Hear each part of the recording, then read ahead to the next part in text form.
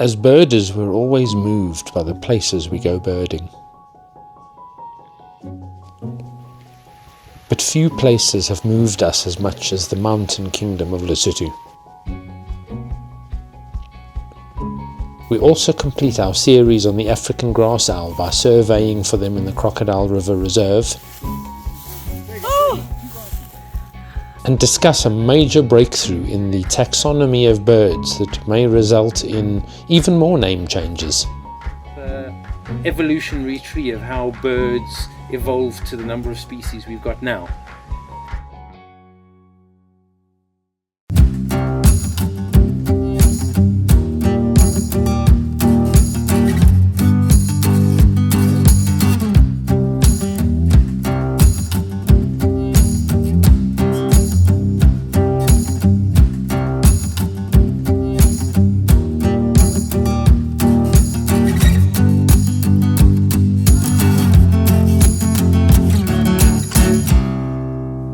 Welcome to yet another episode of the Birding Diaries.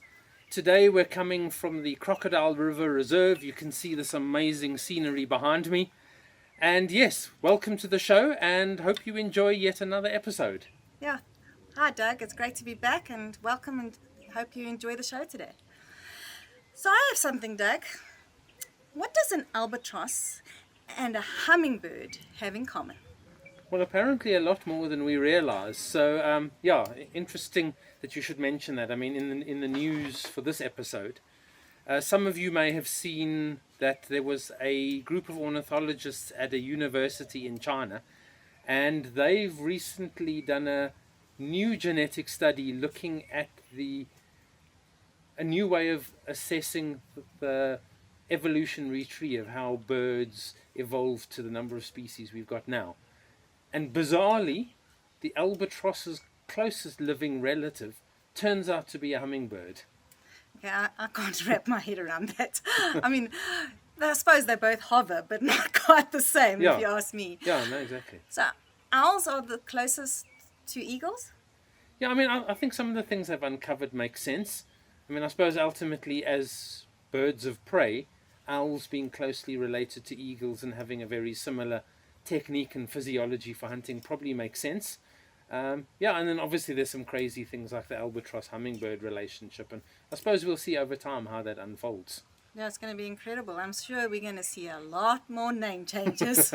I suppose time will tell if this actually will impact name changes. Hopefully we're not going to see like 800 of our names change in our field guides, but I suppose time will tell what ornithologists do with all this new understanding. And obviously, like the evolution of birds itself, it's an evolving science, so it's a fascinating time to be watching the growth of ornithology. Well, I suppose there's still so much we just don't know. No, and it's amazing how it gets revealed. Yeah, no, exactly. So in the last episode, we spoke about Simply Birding's trip to Lesotho, and today we're going to show you the first part of this incredible trip and what they saw.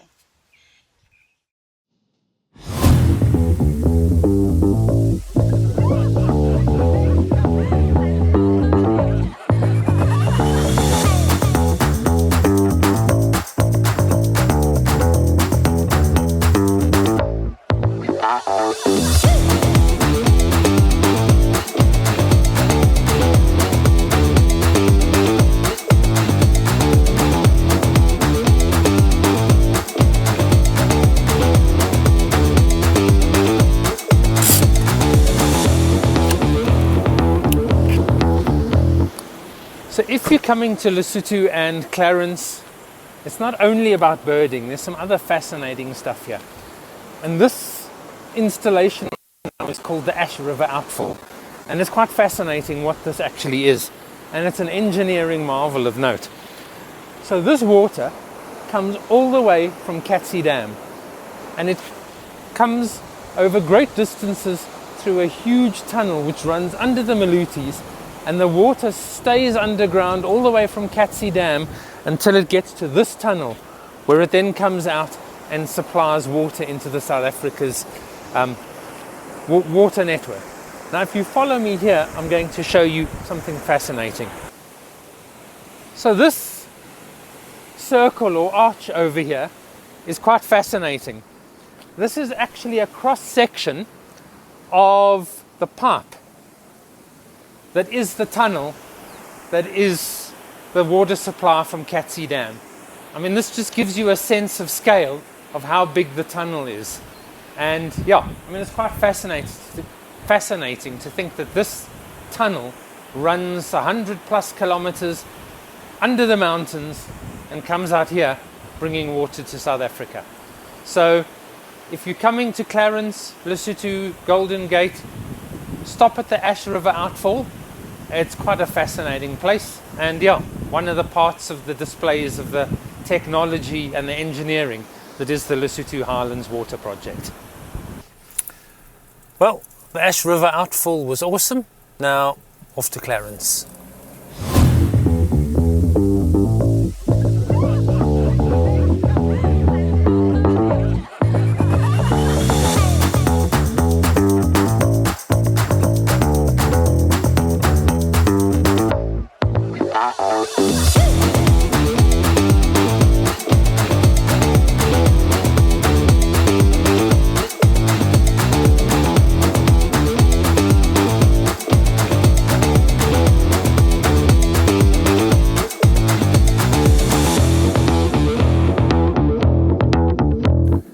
So we're at our guest house, Four Good Seasons guest house, and I must say, I'm absolutely blown away. I certainly was expecting it to be good, but I wasn't expecting this. It is a mind-blowing place. But the highlight of all, I mean, just come out here and have a look at this view. I mean, is that not the most spectacular view? I mean, what a beautiful guest house. And then if you come around here and have a look at this lounge, I mean, what a comfortable place. I mean, I knew this was going to be a good weekend, but I seriously feel it's got even better. Yeah, I'm just speechless. I've never been here and I'm just blown away. So we've done our shopping, we've done our unpacking at the house. Not to waste any more daylight time, time to bird.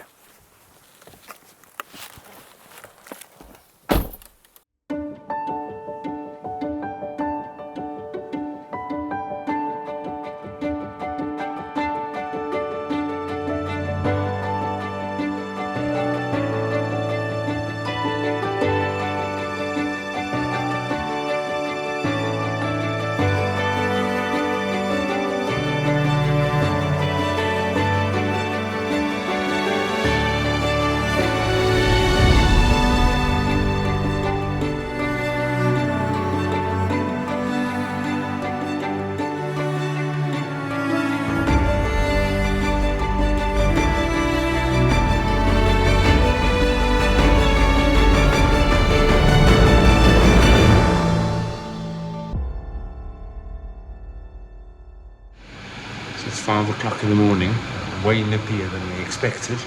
Joburg's been warm, but this is quite chilly. Setting off for Lesotho now, heading to the border post, and then hopefully some cracking high altitude grassland birding. Let's see how it goes.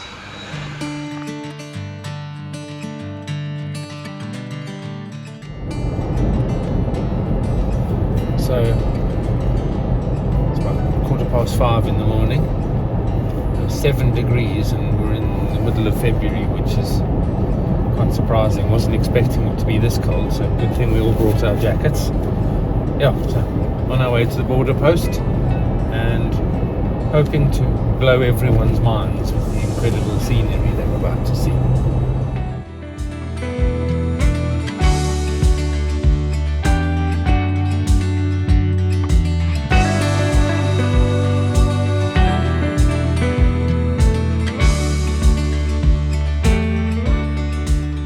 That's it, we've arrived at the Darkensberg border post, opening in a couple of minutes, and then into Lesotho. And that's it, we're through the border and we're into Lesotho, now to bird.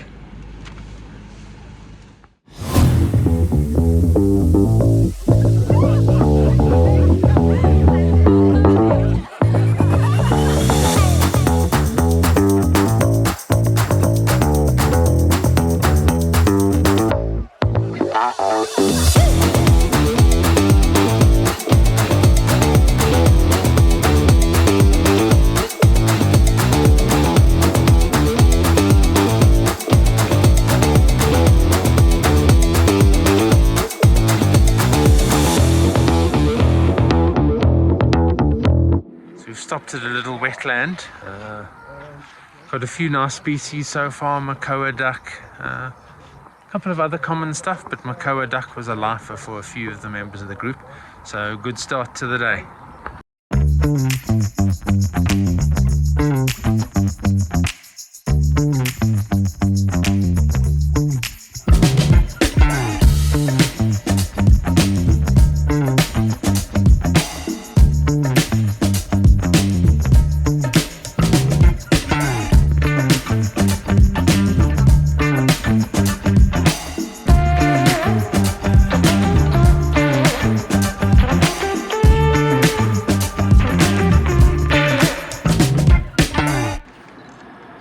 First of our Lesotho Free State grassland specials in the bag.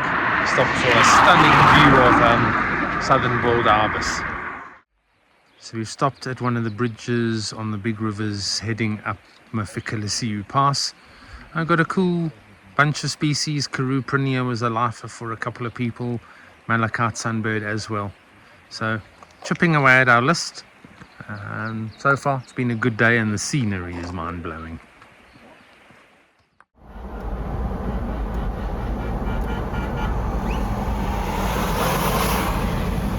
So we're now in the foothills of the Malutes and starting to climb. You can start feeling it a little bit on your ears, but we're about to hit now Mafika Lisiu Pass and things are about to get dramatic.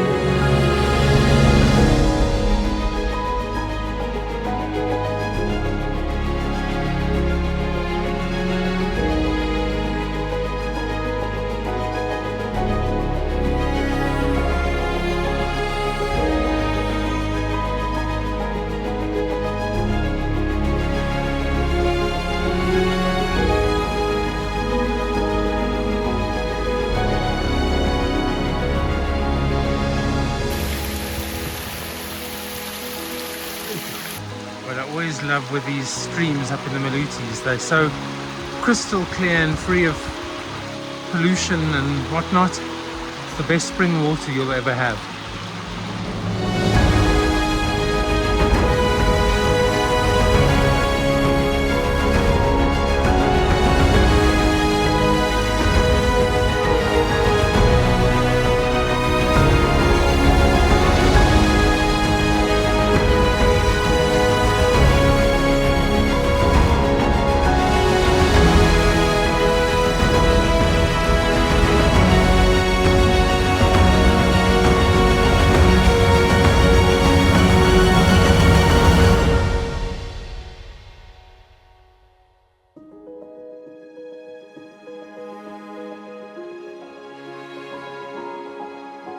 So we're almost at the top of Mafika Lisiu Pass, and I mean this view is just mind-blowing.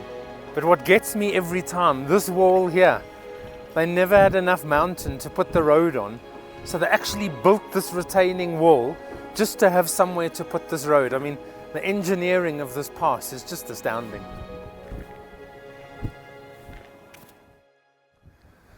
So here we are at the top of Mafika Lisiu Pass, blowing gales. And this site, as always, has delivered what we aim to get. We got sickle-wing chat, we got alpine swift, we got Darkensberg rock jumper, and if you're into other stuff, not only birds, we even got the amazing and adorably cute Sloggett's ice rat. So Lesotho's going well, and on we go to Katsi Dam. So we're now here at the Bukong Visitor Centre. Absolutely stunning lookout and one of the best places on the Katsi Dam route to look for raptors. We've got Cape Vulture so far, white-necked raven. Haven't got bearded vulture yet, but we're still holding out hope. But yes, it costs 50 Rand a head to get in here ideally. We did manage to negotiate a bit of a discount at the gate, but bank on 50 Rand a head. but well worth it for the view. And we continue to rack up the specials. Just stopped at a wetland just down the other side of the top of Mafika Lisiu Pass, and we've got a stunning feeding group of Darkensberg siskin, which is one of the really key specials we hope to get, and in the bag. So yeah, that's really awesome.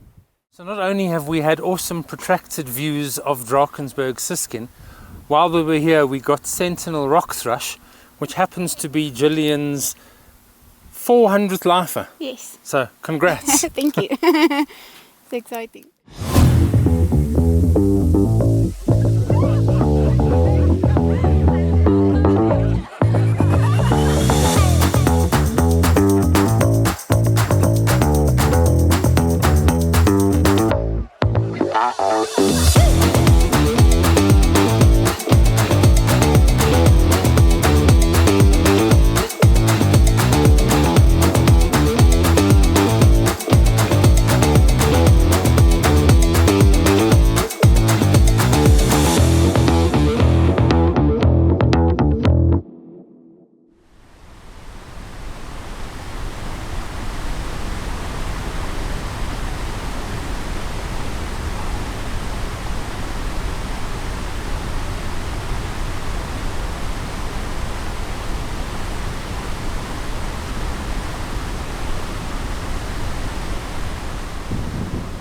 Here we are at the Katsi Dam wall. I mean, if you're going to come all this way, aside from birding, you have to check the wall. And I mean, this is the highest dam wall in Africa. Absolutely ridiculous in engineering that went into building this thing.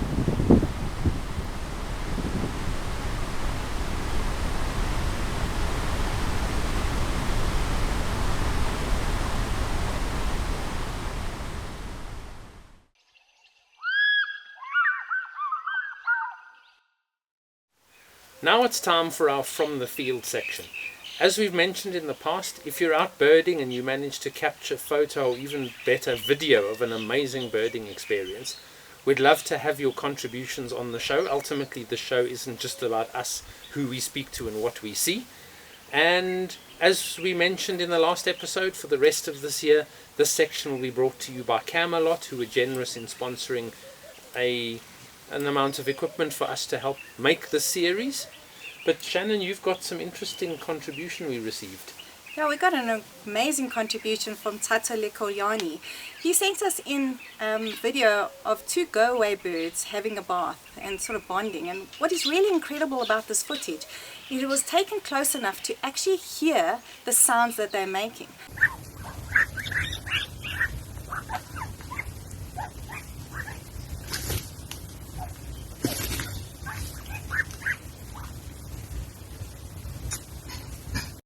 Now, I've never heard sounds like this coming from a go-away bird, but apparently it's called whisper song, and there's quite a few scientists today that are actually researching this and what it actually is. Yeah, I mean, whisper song is quite a fascinating thing. I mean, I got some recordings many years ago of a black-crowned shardray at close range in Kruger, and someone asked me, was my recording equipment broken? Yeah. And I mean, yeah, it's amazing, these soft sounds that we never normally get close enough to hear. So I've recently got these red-winged starlings in the garden, and they're becoming quite friendly here, and I've also been amazed on the little sounds that they make between them that we never actually hear or know the recording of, never heard recordings of. Yeah, exactly. So to any of you out there who want to take your birding call knowledge a bit further, sometimes if you just take the time to sit, be quiet, be still, let the birds get close, let them get comfortable, you're actually going to hear an amazing array of sounds that you don't normally get to hear. Yeah, and talking of that, Filippo Gerardo sent us this amazing footage. Although it's a call you normally hear, you don't often get this close to swallows. And he got really close to this beautiful pair of greater-striped swallows and managed to capture this amazing clip that has a beautiful quality recording of their call.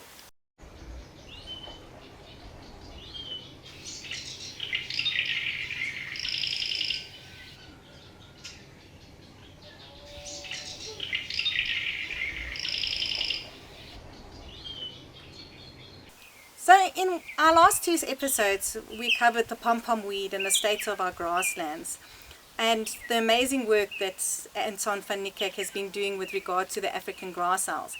And in the conversation, he mentioned he'd really love to go explore the Crocodile River Reserve and see where we actually have these owls, and that's what we went to do, and wow, was it amazing.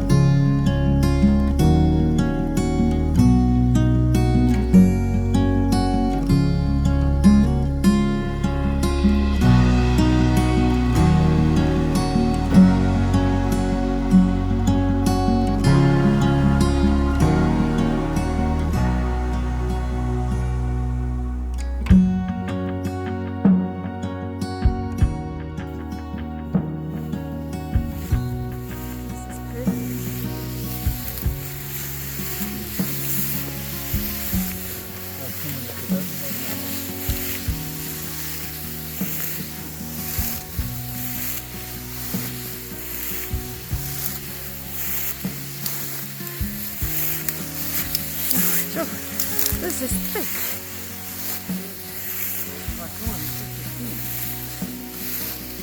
Nothing.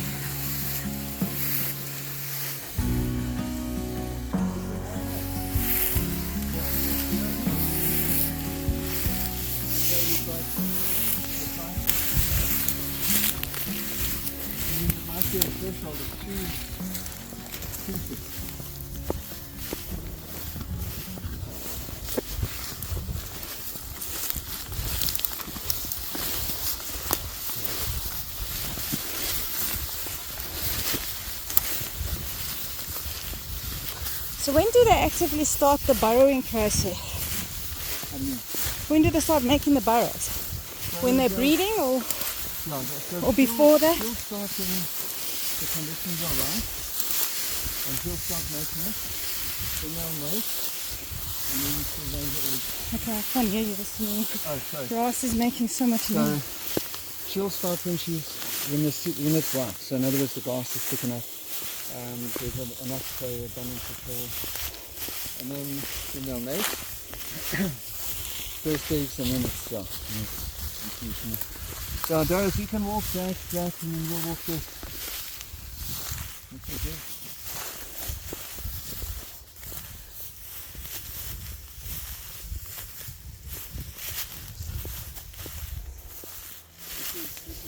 This is Oh! two grasses. Oh my God. Just want to see where they land?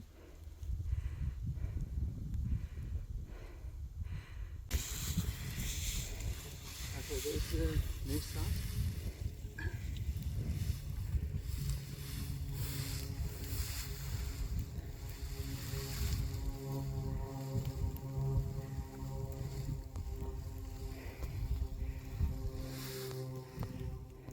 No babies or anything. No.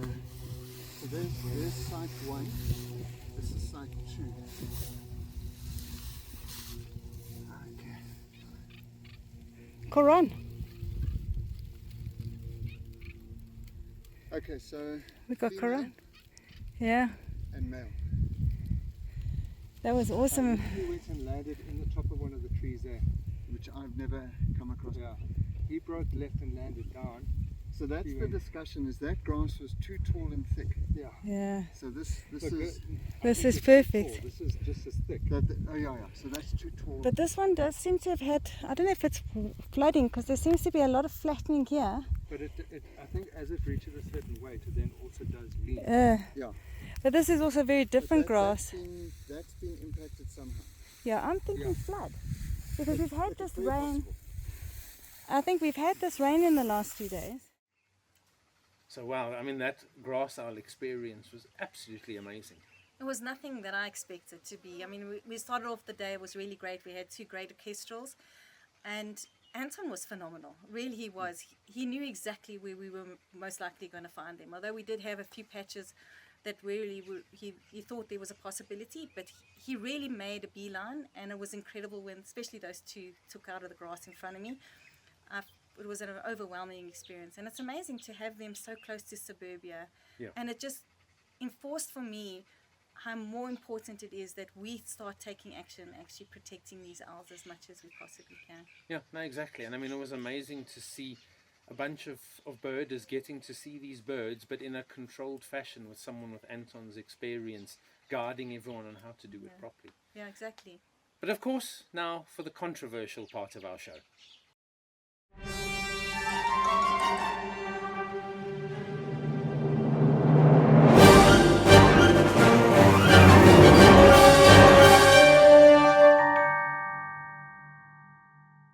So as you will have seen, Shannon was with Anton flushing grass owls, and this raises the very thorny topic of flushing birds for the purpose of getting lifers.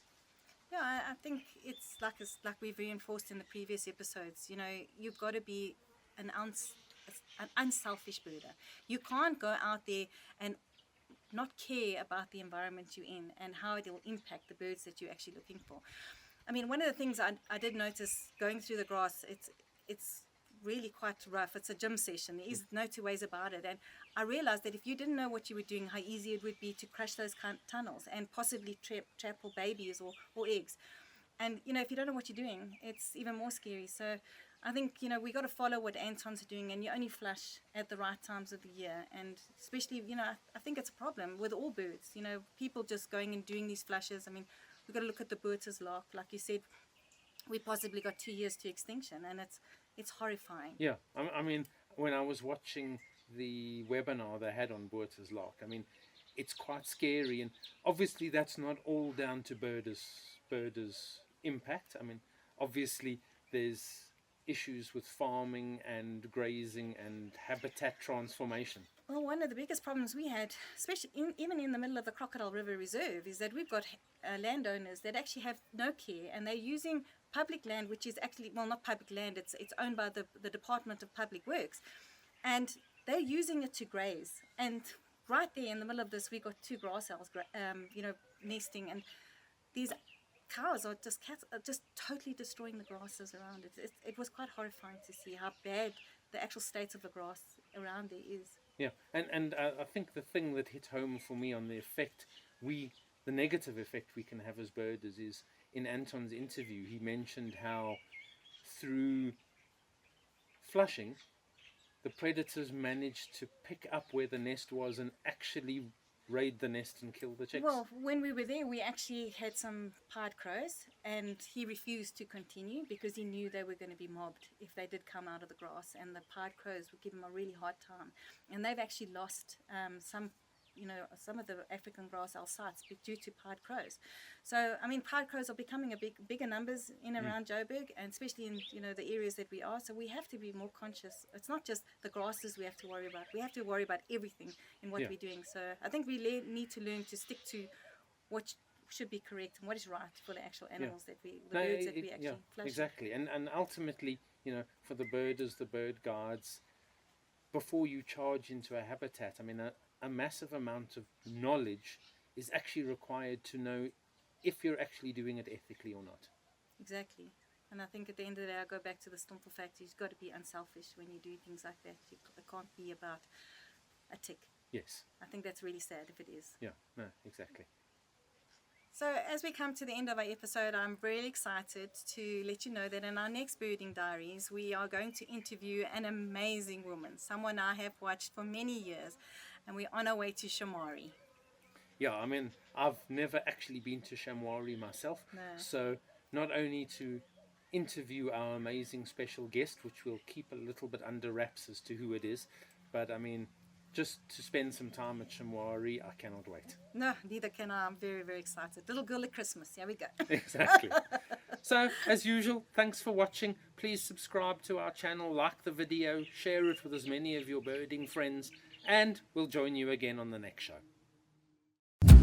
Of greater striped swallows, and this was some amazing sound that he managed to capture in his recording. You just had a leaf left I in know. your head. Cool.